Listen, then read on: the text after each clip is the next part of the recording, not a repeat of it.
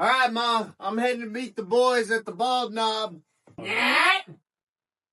Remember, you gotta take your brother with you. I have company coming. Oh, come on, Mom. Last time you dropped the torch, you burned down the county courthouse. Now they think we're bad guys. Yeah, don't argue with me. I'm your mother. Take your brother Cletus with you. Mom, I can go. All right, but you're riding Poncho. Let's go. Grab the tape recorder, KBC, just to hear the screams. Got my rusty blade, all the same, just to make you bleed. I'm a killer, big thriller. I was made by Frank Miller, black and white. You see the scene. Now I'm spilling red. You see, got strappers up. Block won't stop me from the block. Hit the rock, cannot stop. Taking suckers like a stock. Can you feel me breathe? I am not alive. I cannot even see. Pray for me. Damn it, Cletus, get your little ass over here. Why is my horse so small compared to yours? Maybe if you were at that last meeting, you'd know that we had budget cuts in the organization. Well, maybe if my horns were symmetrical, I'd be able to fit in better with you guys. Dadgummit, Cletus, my wife was up all night making these stupid things, and all I hear is criticize, criticize, criticize.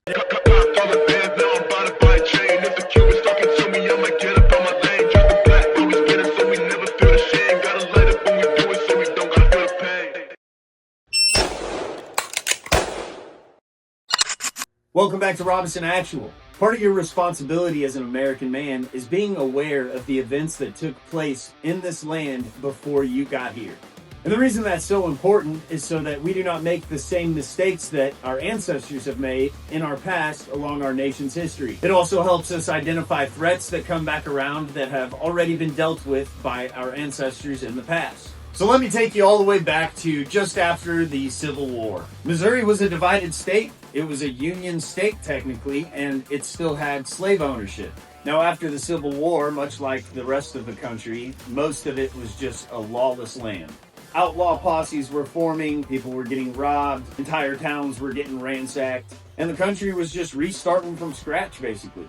Now, I'm not going to get real deep into Civil War politics. I'm going to be focusing mostly on local history that's right here in the Ozarks, specifically Taney and Christian County. Now, the government provides law enforcement so that the private citizen does not have to exact revenge on his enemies. When the government fails to bring people to justice, it is the private citizen's duty to keep the government in check. So let me take you back to the post-Civil War Ozarks and try to set the record straight after 160 years of propaganda. Jesus, Mary and Joseph, Cheryl, the Klan is back. And I know exactly what this is, man. I've been to Silver Dollar City. Oh, I get it. This is about me, isn't it? Lord have mercy, the hillbillies have masks and guns again. Now everybody just calm down, okay? And don't you dare compare me to those bedsheet wearing, cross burning Democrats. Let me tell you a little bit about the Baldknobbers. Now before I get too far into this, I understand that a lot of people alive today had a great-great-granddaddy who was involved with all this. So please note this is for educational and entertainment purposes only. My granddaddy's from Oklahoma, so. Anywho, in 1862, the Homestead Act was passed, and that basically gave anyone that was 21 years or older the ability to pick public land and settle it as their own. Now the problem there is that a bunch of outsiders started moving to town, and they would just squat in the woods and ended up competing with local loggers who were cutting down timber and selling it to the railroads. And that was their income after the war. So then the outsiders show up, they get free land, and they start competing with the locals in the local economy. Well, then it grew into an even bigger problem. They started stealing livestock, they brought in saloons and an influx of alcohol and gambling, and overall brought the quality of life down in the area. And the townsfolk got tired of waiting for the sheriff, who was paid off by the outsiders, to do something about it. 40 murders right here in Taney County in a 17-year span. Local law enforcement was failing to provide justice for the common man. Every elected official from the sheriff to the county clerk was in the pockets of outlaw posses. Baldknobbers were made up of mostly Republican but also Democrat veterans, as well as everyday entrepreneurs, shop owners, pastors, and everyday businessmen. You see, the thing about the original Baldknobbers is that none of them were wearing masks like this. In fact, every single elected position in Taney County was held by a Baldknobber, except for one, and that's only because the term limit wasn't up yet. After the Baldknobbers started unraveling some of the local corruption, the Taney County courthouse conveniently burned down. Sheriff John Mosley and Taney County Clerk Thomas Layton were both under investigation for corruption when the Taney County courthouse caught fire. They tried to blame the Baldknobbers, saying that they were trying to erase land title records so that it would be easier to drive off homesteaders from the Homestead Act. But conveniently, Thomas Layton, the clerk, was able to save all of those records specifically, and unfortunately, all of the evidence stacked against the sheriff and the clerk burned down in the fire. But they kept the evidence that they claimed the Baldknobbers were trying to destroy. That's an awfully convenient story. I don't care what your great-granddaddy said. That's sketchy. So these Baldknobbers were all respected men in their community that were voted into their positions. Keep that in mind. Our local law enforcement has a history of failing to provide adequate justice for the law-abiding man. We can see that even today with Operation Soap going down for tracking down pedophiles locally in Taney County and then publicly outing them non-aggressively. And yet they still put that man in jail. And then everyone wonders, 160 years after the Civil War, why in the world would a vigilante posse form? I do not advocate for vigilante justice. I do believe in law and order, for the record. Now, the real Baldknobbers actually accomplished exactly what they set out to do, and that was to reestablish law and order in a post-war society. It really is that simple, and that's how every society establishes law and order and a police force right when they're established. That's how it starts. Normal guys like you and me have to say something. Before they were the Baldknobbers, they were the League of Law and Order. That's what they called themselves. And it had nothing to do with wanting vigilante power. They truly just wanted justice in their streets and peace so that they could thrive as a community. So the Baldknobbers are the reason why law and order was brought back to this area. They were not the ones trying to abolish law and order and trying to propagate the outlaw culture that was plaguing the nation. It was quite the opposite. They were the ones who lifted Taney County, Christian County, and Douglas County out of this lawless hellscape that it had turned into and into a safe hub for community and eventually one of the greatest vacation spots in the country. Now, the original Baldknobbers actually came together in a meeting and all agreed to disband the operation because law and order had returned and had been professionally established locally. That was the goal. But there's always a few that get a taste of a little bit of power, they get addicted to it, and then they want to reach out and see if they can get more. And that brings us to the Baldknobbers in Christian County and Douglas County. The ones that wore masks like this. Red Flanders, you come back in here and put on your pants. Well, Sadie, I ain't got no pants no more. The dang Baldknobbers stole them. Now, one little note I want to add is that Douglas County was the only county in Missouri that didn't have any slaves. So, they've got that going for them.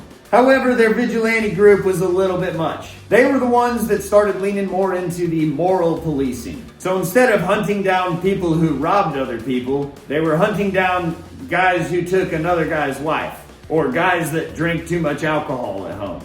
And that's where you get into those Tennessee boys, those Democrats, the bed sheet wearing, cross burning, no good Democrats. Now, when you go trying to enforce a moral code on a people, that's how you end up with a theocracy, and that is not the American way. Now, the Christian County posse ended up getting too violent, and the state had to intervene, and the leaders ended up getting hung in the town square about 5 miles from me now. And they didn't even do a good job at hanging them. They had to sit there dangling and flopping like 3 different tries on one of them face planted. It was a whole mess. And this is still a sensitive topic. Like I said, there are people who are related to the people in these stories. It was only 160 years ago. That's not even 2 lifetimes. So the Christian County Baldknobbers and other surrounding groups came after the Taney County Baldknobbers.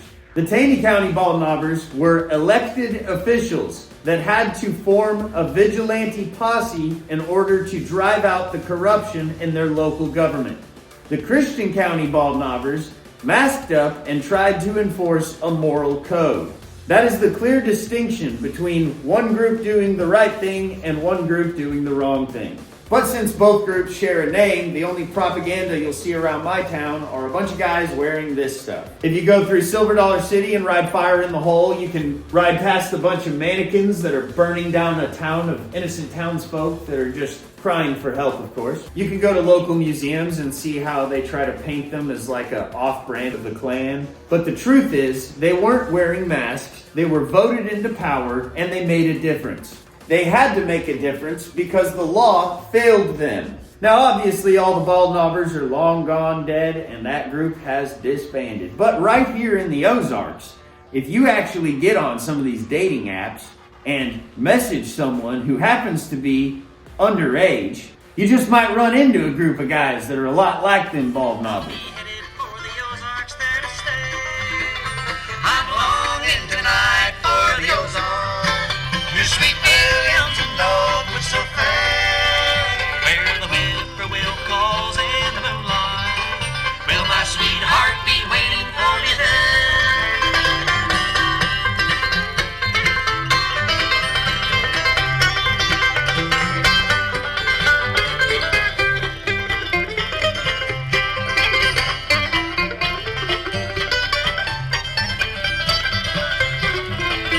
I'm winding along a mountain pathway where the mountains reach up and touch the sky.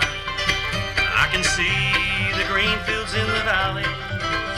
My love for the Ozarks never dies. I'm longing tonight for the Ozarks. Your sweet Williamson dogwood so fair, where the whippoorwill. But who knows? That's all just legend.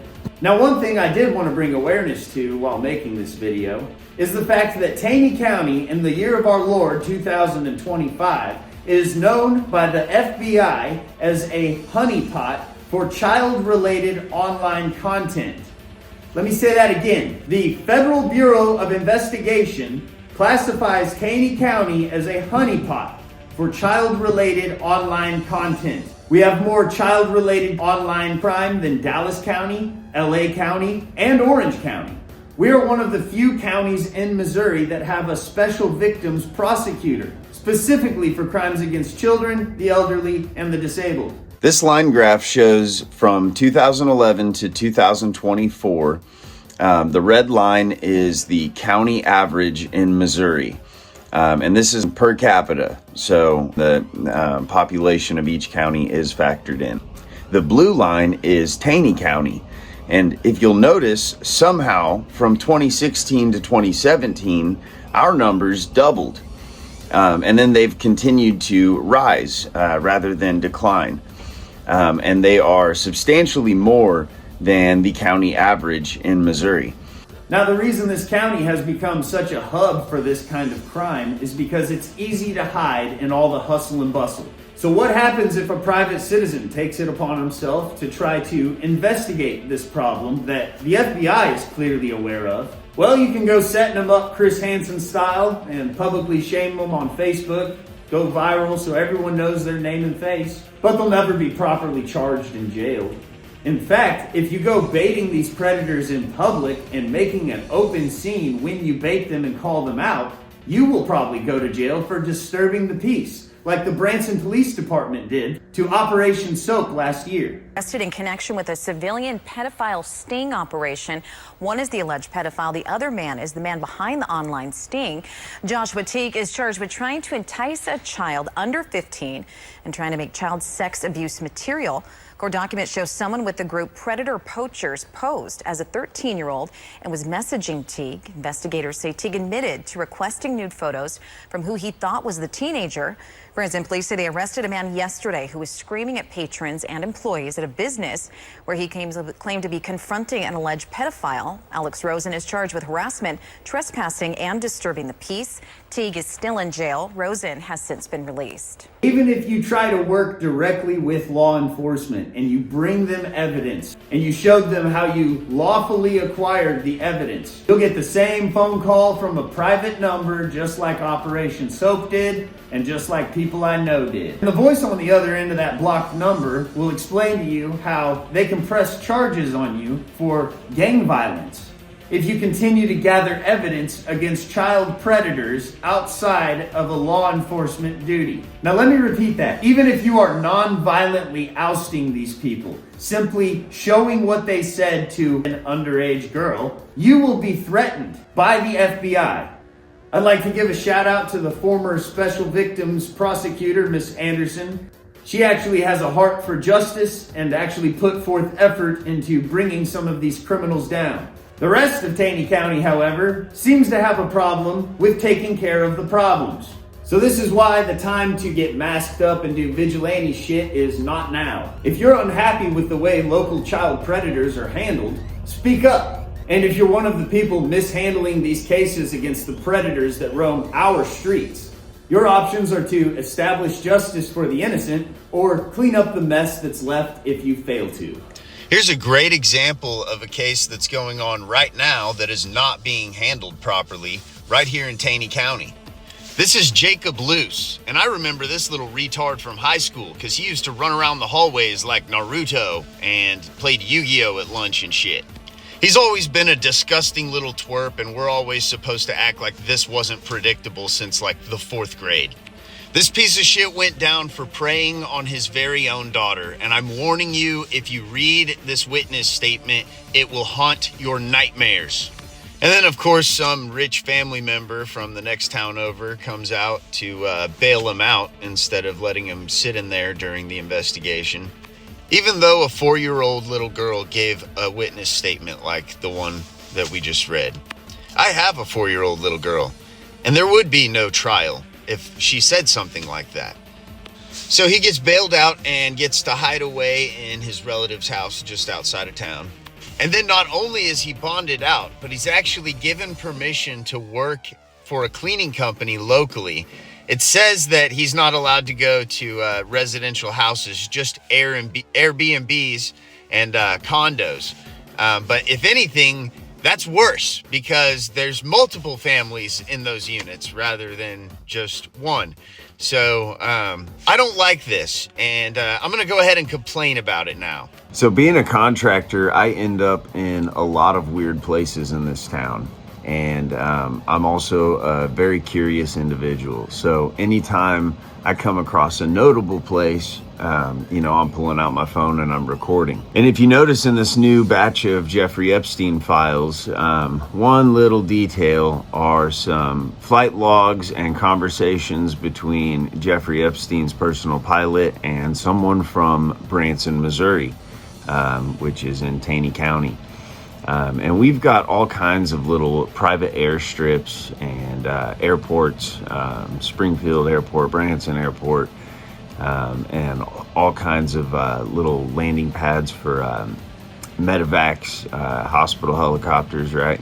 And so there's plenty of air traffic to blend into. And I just wanted to show the inside of a certain mansion here in Branson that I found to be rather unique. And you'll even hear me in the video make a joke about it. I recorded this in 2019. And of course, when I'm recording it, I'm thinking that Branson was too small of an area to even be on the radar of those kind of people. But that was when I was just now learning about all of this stuff. The very end of 2019. And then when I had all that free time in 2020, more free time than usual, I did a lot of digging, and that's when I realized that not only are we on their radar, but there's a significant amount of traffic, a notable increase, in fact, since 2016. So check out this house I went into. All right, you come in here, got a solid metal door. It goes to a vault door. It's like 5-inch thick, steel framed, all concrete ceilings, walls. And then you got what I'm assuming is an Epstein room. Holy cow, this is sketchy. He said there's a massage table right here, a real fancy one. I'm guessing that was a camera and maybe a smoke detector at one point. Wow. Now, looking back on that video 7 years later, you know, when I'm recording that, I'm a 22-year-old contractor and I've just seen a few things in the news about this guy. But I'm glad I recorded that because now it's kind of just another piece of the puzzle that, you know, I never really wanted to find, but it kind of found me. So I just wanted to share that with everybody, and I mean, stuff just keeps coming out. And that's not even all that Taney County has that needs to be fixed. Man, this stuff just keeps coming more and more unraveled by the day. Sean Ryan just did an entire episode about Kanakuk camps. And I have a lot of friends that went there, and I know a few of the victims. It's not the organization itself. There's a few distinct individuals within the operation, and you can actually point them out because they're the ones that try to cover up when things are brought to light. Big shout out to Elizabeth Phillips for exposing some of the stuff that's going on in my town. This is the town I graduated from, that I was born and raised in. And that's why this stuff means so much to me. And for me to just have a random idea of, you know, making a Baldknobber video. And then 2 weeks ago, when I'm in the middle of filming it, Sean Ryan releases an episode specifically about the crimes against children happening in this county and at that little summer camp there. I went to the church camps, so I was in the woods with the Royal Rangers learning how to skin squirrels and rabbits instead of going to Kanakuk. So while I don't have any experience at that camp, a bunch of my friends do, and everyone knows the camp. We all grew up hearing about our friends going there over the summer. And it's super unfortunate that everything's coming to light a little bit too late. I graduated 11 years ago now, and or 12 years ago, and there are kids from my graduating class that are just now having justice served. And see, when people complain about stuff like this, everyone kind of gets mad and just starts thinking they need to pin the blame on local law enforcement. The law enforcement responsible for this problem we have is within the courtroom. It's not the arresting officer. It's not even the detectives in charge of, you know, investigating this stuff. It is higher up. Once it goes in front of a judge and you've got the state prosecutor there, I think it's really weird that in Taney County, the child-related victims prosecutor is required to take all child-related crimes, take all the files, and send them to the FBI before they can prosecute anything. They're having their cases pre-reviewed by the FBI before they're actually pressing charges. And I think that's a problem because we the people did not elect the FBI to double-check our local justice system.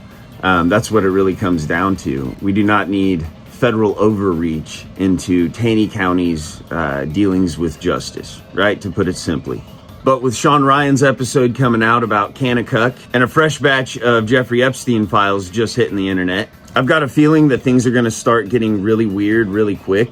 But I think it's important that we all recognize that the people in office who are responsible for these atrocities taking place under our noses, we can survive without those people. They are the weakest among us. We do not need them. We do not need to make sure they're well funded. We need to cut their salaries and their budgets. That's the true answer, because right now there's financial incentive for them to help the enemy, right? The enemy is who controls the money. Now, I know a lot of this crap can seem overwhelming, and you're kind of left with questions like, what do we do? I can't speak for the people in LA and New York and, you know, all the big cities. I don't know what they can do, but I know right here in Taney County, in Branson, we've got like a population of just over 10,000, and that's manageable. That's really not that much. So it starts at the local level. It starts on your street. When you see something, you say something. And if someone's failing to prosecute a case, you need to go online with it. You need to find advocates to help spread awareness about it. You need to bring to light exactly who the government is allowing to walk free on our streets. It's pathetic the amount of evidence that can be brought against somebody just for them to be released or bonded out by their own family even. Everyone loves to complain about rich people getting away with stuff. But every time there's a child predator, some rich uncle comes out of the woodworks and bails them out. And we can start right there. We can vote on that. So there's solutions to this stuff outside of just going and rogue hunting pedophiles, to tell you the truth. But the first step in making changes is to bring awareness. One of my favorite Baldknobbers stories comes out of Wright County, and it's about a guy who lost his wife. She ended up dying, and he ended up hiring a nanny to help raise his son. Well, he would leave his son with that nanny while he was at work, and she was beating him. And he went around town and told enough people about it, and the word got around to the Baldknobbers. And so the Baldknobbers showed up to her house and left a bundle of switches on her front porch. Told her if little Johnny reported back to them that he was being beat ever again, they'd come back and beat her with those switches. It's a little bit primitive, but desperate times call for desperate measures. And long story short, little Johnny didn't get beat anymore. And it's crazy how that works. I'll tell you what we can start with, and that's those weekly rental motels on the Strip that used to be for vacationers, but now they're owned by foreigners who rent them out to impoverished people in Taney County. And those motels on the Strip are a central hub of a lot of this activity. And I know that for a fact. So I can't just go out there and Batman the hotels, right? Change starts when more people are aware of it. So thanks for watching. We'll see you next time.